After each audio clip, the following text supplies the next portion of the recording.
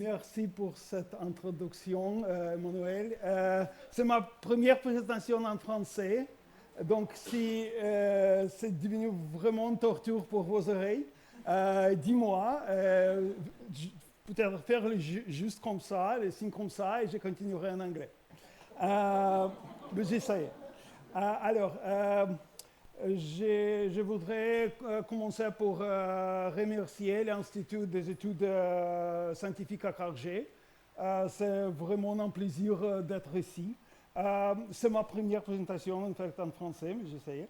Alors, je vais vous parler du travail de mon groupe et peut-être plus largement de notre communauté.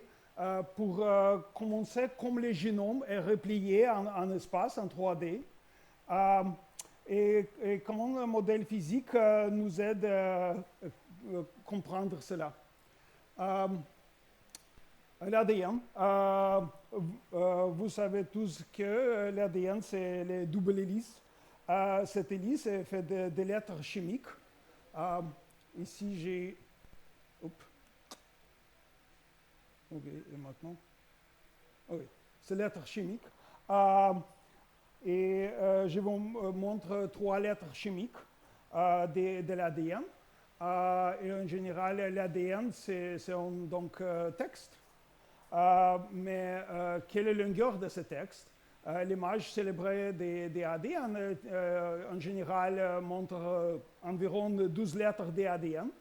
Mais la longueur totale des génomes humains, c'est 3 milliards de lettres. C'est le texte énormément long. Le projet Génome humain a lu ce texte et on a obtenu ça. Beaucoup de lettres. Beaucoup de lettres. Beaucoup de lettres. C'est vrai. Cette expo au musée Wellcome Collection à Londres montre des livres où les génomes humains étaient imprimés en taille de palier 5. C'est l'entier, c'est le génome humain. Comme vous le voyez, le génome humain, c'est essentiellement une étagère pleine d'informations. Mais c'est important que le génome humain, ce n'est pas seulement les textes, mais aussi les molécules. En fait, le génome humain, c'est 23 molécules, chromosomes. C'est comme les 23 volumes des comédies humaines de Balzac. Ce n'est pas vrai, en fait, c'est 24 volumes de Balzac, mais environ. Mais c'est important que ces 23 molécules de l'ADN ensemble, on a une longueur de 2 mètres. Et ces 2 mètres d'ADN sont impactés à l'intérieur de chaque cellule de votre corps. De chaque cellule de votre corps, c'est 2 mètres de l'ADN. En fait,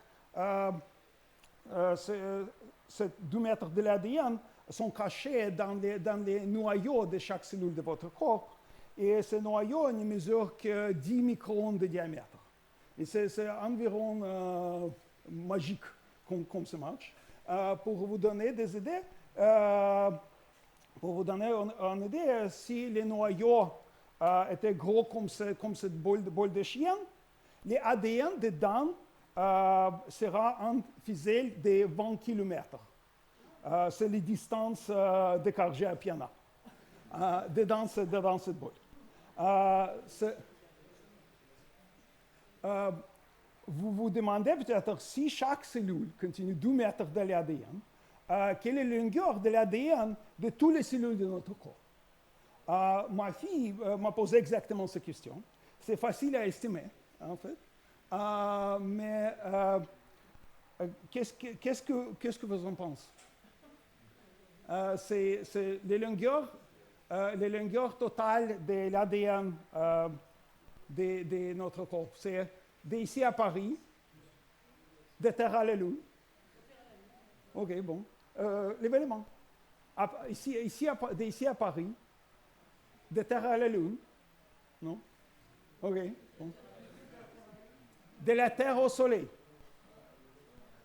Au plus long. Quelle option? Plus long, Héloïse. Oui. En fait, c'est 1000 fois de la distance Terre-Soleil. 1000 fois la distance de Terre au Soleil. C'est la longueur de l'ADN de votre corps. C'est absolument astronomique.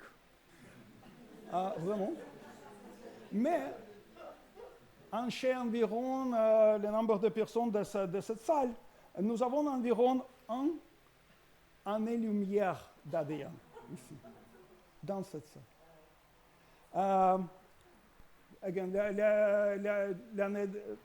L'année-lumière, c'est la distance que les lumières parcourent en un an.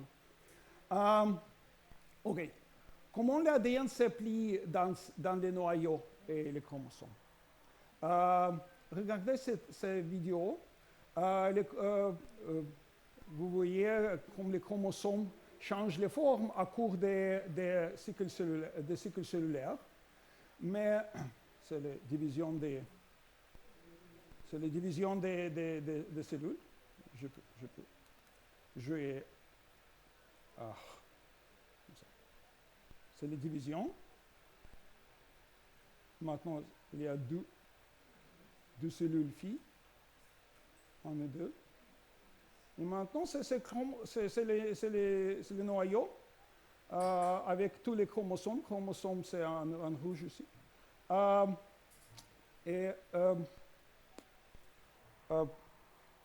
plupart du temps, dans la vie d'une cellule, les chromosomes sont un peu de désordre. Peut-être comme, oui, c'est l'autre image microscopique. C'est les chromosomes de différentes couleurs. Et les chromosomes, pendant cette période de vivre des cellules, sont un peu en désordre. Peut-être comme les tas de vêtements sur le lit, peut-être comme mes vêtements. Mais quand les cellules vont diviser, les chromosomes deviennent très bien rangés, bien serrés. C'est l'image microscopique. C'est très, très serré, chaque chromosome. Et c'est juste l'image pour l'analogie. En fait, on a besoin des deux valises parce qu'il y a deux filles qui reçoivent les chromosomes. OK. Comment en apprendre comme les chromosomes se plient? Mon groupe développe un modèle physique pour comprendre les processus qui plient les chromosomes. Mais pour développer les modèles, on a besoin de comprendre les processus et besoin de données expérimentaux. Je vais vous donner quelques exemples des expériences qui produisent ce type de données. C'est les microscopies spéciales dans le Stanford. Le chercheur attachait les petites molécules fluorescentes au l'ADN et regardez quand ça brillait avec un laser, les chercheurs pouvaient voir les formes des fragments de chromosomes. Je vais vous montrer un démo pour expliquer cette méthode. C'est mon démo. C'est le noyau. C'est mon modèle des noyaux. Avec les chromosomes, c'est le code. Et c'est difficile de comprendre les formes des chromosomes entiers dedans des noyaux. Mais si j'ai allumé un petit fragment, c'est possible de voir une petite boucle de chromosomes ici. C'est le premier type d'expérience qui nous donnait beaucoup de données pour développer les modèles.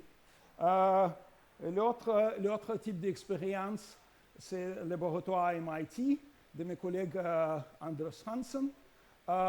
Ce type d'expérience explorait les mouvements des chromosomes comme les chromosomes bougent. Dans ce type d'expérience, c'est l'autre type des chromosomes. J'ai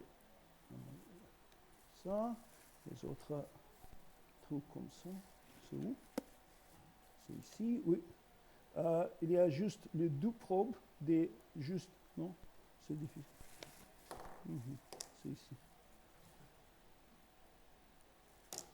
Il y a juste rouge et vert, les deux probes, et comme les chromosomes bougent, vous pouvez enregistrer les bougements des chromosomes.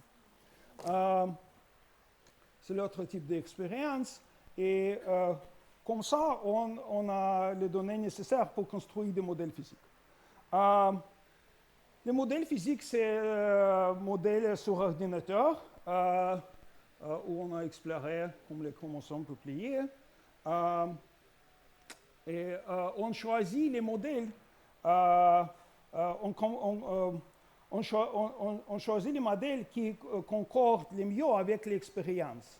Et on a exclu des modèles et exclu l'autre modèle. C'est notre approche, c'est comme les boucles d'or. On essayait beaucoup de différents modèles et choisit les modèles qui marchent avec l'expérience, qui concordent le mieux avec l'expérience. Qu'est-ce qu'on a trouvé? On a trouvé qu'on a besoin des moteurs moléculaires, pour expliquer beaucoup de différents types de données, pour expliquer pour expliquer plein de phénomènes expérimentaux. On a besoin des moteurs. Et c'est notre collègue, John Marco, de Northwestern, notre collègue canadien en fait, il est ici dans les salles. Ah, Jean, exactement. Dans les salles. Jean a eu une super idée. Il a dit, il y a un moteur qui marche comme ça. Il s'attache à DNA, le moteur s'attache à DNA, et commence à produire les boucles les plus en plus grands. Arrête et part.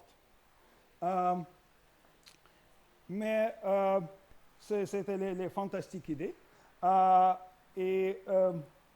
Nous, on a créé des modèles physiques pour voir ce que ce moteur peut faire. Et en fait, on a été surpris nous-mêmes. C'est mon équipe de cette période, les fantastiques anciens étudiants de moi, qui dans cette salle aussi, dans cette conférence aussi. En fait, juste trois d'entre eux sont ici dans la conférence. En fait, c'est les photos quand ils étaient étudiants. Et c'est maintenant. Changé un peu. Ah oui. Mais comme les chromosomes pliés pendant les... quand les cellules vont se diviser, les chromosomes deviennent être bien rangés, bien serrés. Et c'est le processus qu'on a essayé d'expliquer grâce des extrusions de boucles. Ce processus, le nom de ce processus, c'est l'extrusion de boucles. Bien, et c'est les formes des chromosomes que les chercheurs peuvent voir sur les microscopes électroniques. Et c'est les modèles. J'ai commencé les simulations des modèles. C'est les mêmes chromosomes, mais c'est transparent ici. Et moteurs en couleur rouge, sont en couleur rouge. Les chromosomes deviennent de plus en plus serrés. Et les moteurs forment les armatures des chromosomes. C'est fou. Des moteurs tout petits peuvent comporter chromosomes anormalement long. C'est notre premier résultat. Pour comprendre, on va faire un modèle ensemble avec vous. J'ai besoin de quelques volontaires pour jouer le rôle des moteurs. Qui veut jouer? Vous pouvez? Oui, ok, ici. Ok. C'est les chromosomes. Non, c'est comme ça, oui. Ok. Chaque moteur doit le faire comme ça. Commencer comme ça et créer les boucles plus en plus grandes. C'est simple. Il y a beaucoup. Ok.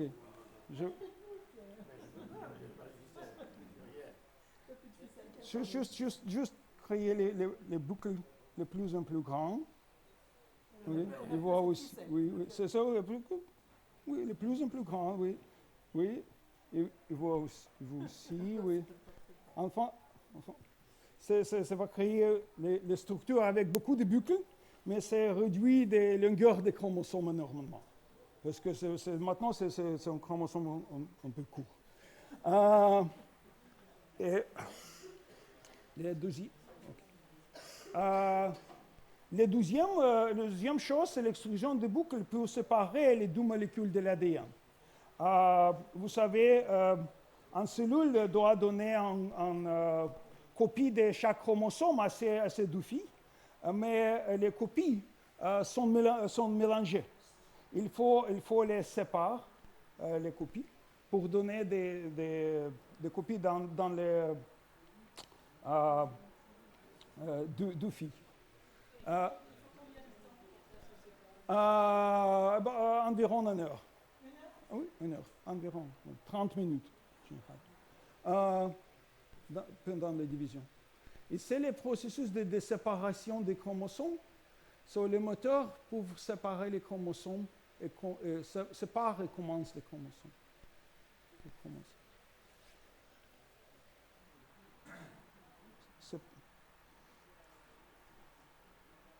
Regardez comme les moteurs séparent et compactent les chromosomes. Oui. C'est l'artificiel, oui, bien sûr. C'est les simulations, c'est les modèles physiques, mais... Hein? Oui. C'est exactement la question, mais ça a été juste en théorie. Mais qu'est-ce que ces moteurs existent vraiment? 12 ans plus tard, un physicien Kees Dekker, des universités techniques de Delft, il est ici aussi, dans cette conférence. Il a fait une expérience incroyable. J'ai commencé les vidéos de Kees Dekker. Il a utilisé l'ADN isolé, c'est ici, l'ADN, et les moteurs, et regarder les processus sur le microscope spécial. Il pouvait voir les formations de boucles. On a prédit ces processus avec John Marcon. Et c'est la première démonstration d'expérience que ce processus existe vraiment. Et maintenant, on sait que les moteurs existent partout dans les vivants. Dans les bactéries, tous les animaux. Enfin, l'extrusion de boucles a même inspiré les musiciens grâce à un projet Museci à l'Institut Curie que Judith Minet-Etab a commencé. Les musiciens, les compositeurs américains, Amir Betran, composaient les petites symphonies sur l'extrusion de boucles. J'ai juste... il n'y a pas de musique.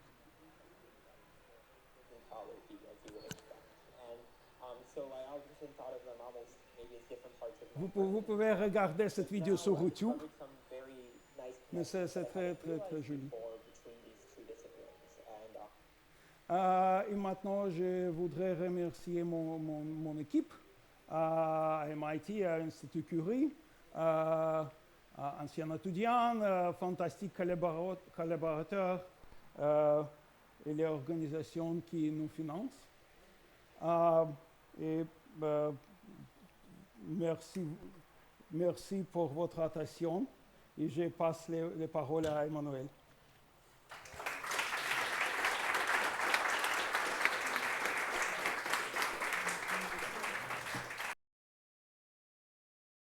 Voilà. Donc je suis la biologiste, inexpérimentée en physique, et je vais essayer de vous expliquer un petit peu, aussi simplement que possible, comment nous avons pu bénéficier de cet immense savoir que vous venez de découvrir avec l'aide de Léonide. Et donc, comment la physique nous aide à comprendre nos génomes. Donc déjà, il y a une première chose, c'est que comprendre un génome, on a vu, c'est toutes ces lettres qui sont rangées dans des paquets, dans des placards, dans des tiroirs, dans des volumes.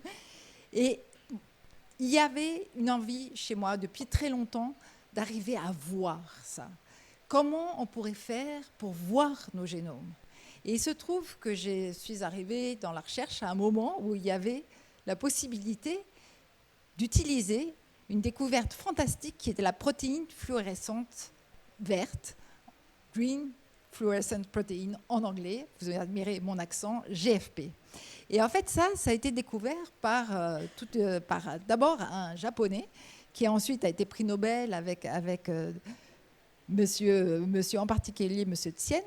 Il marchait le long de la mer et il a vu des algues fluorescentes, mais pourquoi sont-elles fluorescentes, etc. Et il a découvert qu'en fait, c'était parce qu'elles étaient capables d'avoir une protéine qui a une drôle de structure ici, qui absorbe les UV et qui émet du vert. C'est plus simple, le petit truc. Mais bon. Et donc, avec cette protéine fluorescente, vous l'avez peut-être vu un petit peu dans la presse, on peut faire des choses fabuleuses, parfois inutiles, comme par exemple de faire des lapins fluorescents. Et maintenant, on a des variants de cette fluorescence. Mais pour nous, ça a été très important parce qu'on s'est dit que c'était le moyen de voir dans le génome directement un point lumineux. Alors, juste un petit rappel peut-être, parce que vous venez souvent ici, mais vous savez que dans l'ADN, il y a donc ces fameuses lettres qui vont faire des mots, qui vont avoir un sens, et on peut insérer dans cet ADN la séquence qui va permettre de faire la fameuse protéine verte, parce qu'elle va être transcrite et traduite. Donc c'est ça qu'on a utilisé, et c'est grâce à ça qu'on a pu comprendre beaucoup de choses, et je vais essayer de vous expliquer comment. Donc moi, je travaille, vous avez compris, on parle de nos génomes. Qu'est-ce que nous sommes? Nous sommes un eucaryote. Dans le vivant, il y a des eucaryotes, des archées et des bactéries. Parmi les eucaryotes, il y a tous les mammifères dont nous faisons partie, mais il y a aussi un eucaryote incroyable qui s'appelle la levure de boulanger. Et lui, il est fantastique. Il est connu depuis très très longtemps par les hommes. On fait du pain, de la très bonne bière. Et quand on le regarde au niveau par microscopie, en fait, vous voyez, là, il y a des cellules de levure. Ça, c'est une cellule mère de levure. Et ça, c'est son petit bourgeon. Donc, quand on dit qu'on plie les bagages, là, ça peut passer le matériel génétique de cette maman-là à sa fille. Alors, on voit des levures, mais comment on fait maintenant pour pouvoir comprendre comment ça se passe et ça se localise dans le noyau avec la fameuse protéine fluorescente? Eh bien, ce qu'on fait, c'est qu'on arrive à insérer dans des endroits précis de ce fameux ADN la protéine fluorescente. C'est tellement efficace que du coup, on va voir ce point qui scintille. Donc ce que Léonide parlait en disant il y a les expérimentalistes qui ont des lumières vertes et rouges, c'est ça qu'ils ont fait. Ils ont réussi à avoir dans le génome des séquences particulières de la GFP et pouvoir les suivre. Dans la levure, qui est donc un eucaryote bien pratique, que nous mangeons et que nous buvons régulièrement, il y a 16 chromosomes. Dans ces 16 chromosomes, il y a une séquence qu'on appelle les centromères, qui sont très importantes justement pour pouvoir passer le matériel génétique d'une cellule mère à une cellule fille. Et puis, il y a des bras chromosomiques. C'est la séquence qu'il va y avoir d'un côté et de l'autre. Donc nous, ce que nous avons fait, c'est que nous avons ciblé des séquences particulières pour pouvoir mettre cette fameuse fluorescence verte, la fameuse GFP. Mais une fois qu'on a fait ça, on se trouve, là je vous montre, tout un champ de noyaux, de levures avec des points verts. Qu'est-ce qu'on en fait? Ça fait penser un peu à un ciel étoilé, mais on ne sait pas très bien comment interpréter ça. Et donc il se trouve que j'ai eu la chance de trouver un physicien, qui était d'ailleurs un astrophysicien au départ, Christophe Zimmer, qui était à l'Institut Pasteur. Et avec lui, on a pu utiliser cette information simplement fluorescente en autre chose. Et c'est ça que je vais vous montrer. Donc on s'est dit, si on arrive à localiser non seulement le point lumineux vert, mais aussi l'enveloppe du noyau, ça on appelle l'enveloppe nucléaire, mais un autre marqueur, par exemple, cela en rouge, le nucléole. Le nucléole, c'est là où il y a toute la synthèse des ARN qui vont permettre aux protéines qu'il y a dans vos cellules. C'est vraiment la grosse machinerie de traduction, en fait. Et avec ces marqueurs-là, on a là alors utilisé ces savoirs de mathématiciens et de physiciens pour pouvoir extraire des informations telles que le centre de masse de cette grosse masse ici, le nucléole, c'est-à-dire globalement le milieu, le centre de masse du noyau, aussi le milieu du noyau, et puis la position du locus vert. Pourquoi on a fait ça? Parce qu'on a fait ça dans des milliers de cellules, et le fait de savoir ces deux centres de masse, ces deux milieux de nucléole et de noyau, c'était très pratique parce qu'on a pu faire passer un axe virtuel entre toutes ces cellules, et du coup, orienter les milliers de cellules qu'il y a dans le champ étoilé que je vous ai montré. Et avec ça, il suffit après ensuite de faire une projection sur un tableau pour pouvoir calculer le nombre de fois que le locus se trouve et puis de pouvoir faire une carte de probabilité avec une gamme qui vous dit plus c'est rouge, plus c'est probable, plus c'est bleu, moins c'est probable. Et donc du coup, là, vous pouvez deviner que ce locus-là en particulier, il est localisé plutôt dans le centre du noyau. C'est bien joli, mais alors en pratique, comment on fait? Eh bien, on utilise les 16 chromosomes. On essaye, là en particulier, on essayait de voir où se trouvaient les extrémités des chromosomes, donc les télomères. Et on a marqué tous les télomères des 16 chromosomes. Ça faisait 32 points à étudier. On a fait des cartes de probabilité. Et qu'est-ce que vous voyez? Si ici, vous avez le noyau, son enveloppe nucléaire, la fameuse masse du nucléole, vous voyez bien que la forte probabilité, elle va s'éloignant de l'axe de plus en plus loin. Comme pas de bras, pas de chocolat. Vous voyez l'idée? Plus les bras sont loin et moins vous aurez de chocolat. Et dans ces cas-là, en fait, on s'est rendu compte, pourquoi c'est ça? C'est parce que nous avons ordonné chacun des loci en fonction de la fameuse taille des bras chromosomiques.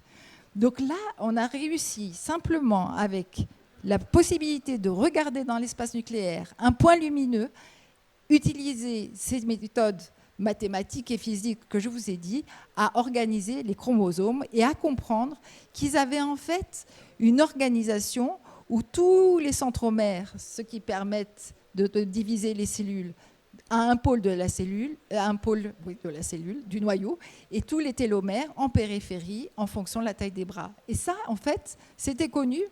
C'est un monsieur Rabel, qui était de 1800, dans les années 1800, qui avait déjà observé ça au microscope. Et donc, dans les levures, on a cette configuration de chromosomes de type Rabel. Alors, vous me direz, c'est bien joli, le Rabel, d'accord, mais nous?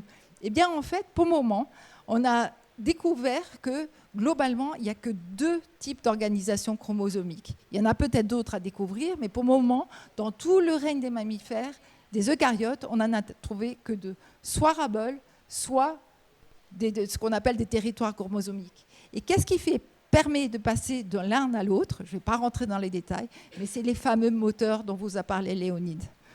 Quand il y a le moteur, on peut faire des territoires Quand ils ne sont pas là, certains, en tout cas, ont fait du Hubble. Donc c'est assez, on pourra en rediscuter, mais c'est assez intéressant de penser ça.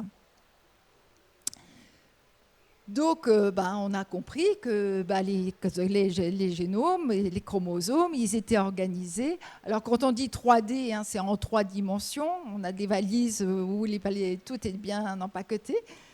Mais non seulement ils sont bien empaquetés, mais en plus, ce qu'on a pu voir en étudiant précisément tous ces petits points lumineux, c'est de comprendre que les chromosomes de levure, en tout cas, se comportent vraiment comme un polymère, comme la corde. Et le fait d'arriver à comprendre que les chromosomes de levure se comportent comme la corde, c'est très important pour nous, parce qu'on peut prédire des tas de fonctions. On peut essayer de comprendre si les chromosomes sont mous, s'ils sont rigides, et puis surtout, est-ce qu'ils bougent? Alors, est-ce que vous pensez que l'ADN qui est dans vos noyaux est mobile? Il est mobile, et il est très mobile. Ça, on l'a vu. D'abord parce qu'avec nos petits points lumineux, on a pu les suivre au cours du temps. Avec les modèles, on peut déterminer des trajectoires. Et il y a quelqu'un ce n'est pas le seul physicien, mais j'aime bien le citer, c'est Pierre-Gilles de Gennes. Il est venu à Cargèse. C'est un institut fabuleux que vous avez ici.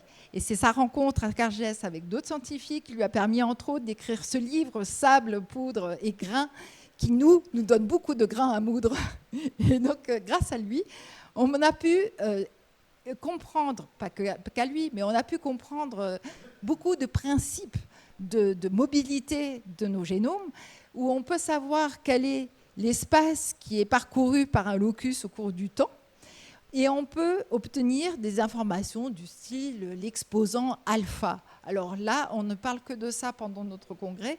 Moi, je vais juste vous dire qu'en fonction de la valeur de ce facteur alpha, on peut connaître un petit peu la nature du mouvement.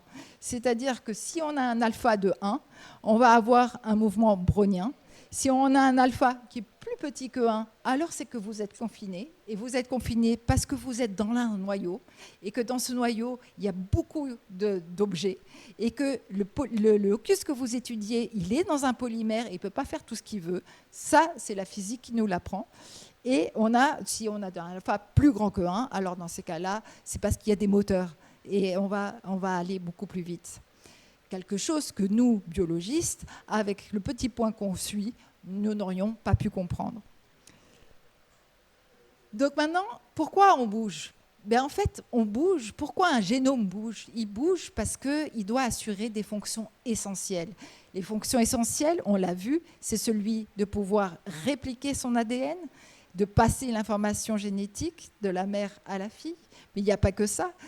Il y a aussi à pouvoir être réparé. Réparé, mais ça veut dire quoi réparer? Ça veut dire qu'on a été cassé. Oui, l'ADN est très susceptible à des dommages. Qu'est-ce qui fait des dommages à l'ADN? Vous le savez peut-être. Eh bien, c'est toutes ces choses-là. C'est-à-dire qu'il y a notre beau soleil corse, il fait des dommages à l'ADN. Il y a des tas de radiations, des polluants, la cigarette, mais il peut y avoir aussi des dommages internes. On pense que dans les 1000 milliards de cellules qui font le corps humain, il va y avoir des... Oups. What happened? Voilà, c'est tout simple. Donc, dans les 1000 milliards de corps humains, elles subissent en moyenne des dizaines de milliers de lésions à l'ADN, soit de façon exogène, à cause du soleil et tous ces agents, mais soit aussi de façon interne. Alors, notre corps, il est très bien fait. Donc, la majorité du temps, il le répare. Quand on ne répare pas bien, c'est là où souvent on fait c'est une des premières origines de translocation qui sont présentes dans nos cancers. Donc pour nous, chercheurs fondamentaux, c'est très important de comprendre qu'est-ce qui va faire ce dommage et qu'est-ce qui va le signaler. Eh bien, il se trouve que justement, avec nos physiques de polymères et le fait de pouvoir suivre la mobilité, on s'est rendu compte que les cellules qui étaient endommagées, elles étaient beaucoup plus mobiles. Et nous, ça, c'est une des choses qu'on essaye de comprendre. Pourquoi on devient plus mobile, qu'est-ce que ça signale, à quoi ça sert. Alors on commence à comprendre un petit peu que quand on est endommagé, il faut arriver à se réparer. Une des façons de se réparer, c'est de trouver une séquence qui est identique à celle qui a été cassée. Et qu'une façon de bien la trouver, c'est de bouger. Alors, soit de bouger avec tout l'ensemble, soit en restant à un endroit fixe et puis essayer de chercher son espace alentour. C'est plutôt ça qu'on appelle la recherche d'homologie, c'est ça qu'on essaye de caractériser. Et en tout cas, ce qui est clair, c'est que les génomes qui sont endommagés, ils sont mobiles et ça favorise les phénomènes de réparation. Donc voilà, j'ai à peu près fini. Vous avez compris que grâce à la physique, nous, biologistes, nous avons réussi à comprendre que les génomes sont repliés, ils sont mobiles et que c'est permet d'assurer les fonctions essentielles de nos génomes. Mais il y a encore beaucoup de questions et c'est entre autres pour ici les poser et nous aider à les résoudre que ce site est merveilleux. Donc d'ailleurs, je remercie forcément, tout comme Léonide, mais de nos collègues, collaborateurs, qui deviennent souvent des amis. Ça, c'est l'équipe avec laquelle je travaille en ce moment. Et nos tutelles, qui nous avons la chance d'avoir des tutelles qui sont publiques et qui assurent beaucoup de notre financement, elles ont du mal, et donc grâce à vous, parce que parmi vous, il y a beaucoup... Alors oui, ça je le dirai tout à l'heure, mais grâce à vous, nous avons des financements par des fondations caritatives qui sont merveilleuses. Donc l'ARC, l'Association de la recherche pour le cancer, la Fondation pour la recherche médicale, la Ligue de recherche pour le cancer sont fabuleux parce qu'ils nous financent pour pouvoir résoudre des questions fondamentales qui, à long terme, et c'est pour ça qu'elles sont merveilleuses, parce que ce n'est pas tout de suite, mais à long terme, permettent de comprendre et résoudre des problèmes qui sont chez nous. Donc voilà, je voulais vous remercier, et je voulais remercier ce site magnifique que je découvre, et qui m'enchante, et me plaît de pouvoir vous faire partager le plaisir que j'ai à faire le métier que je fais. Voilà, merci.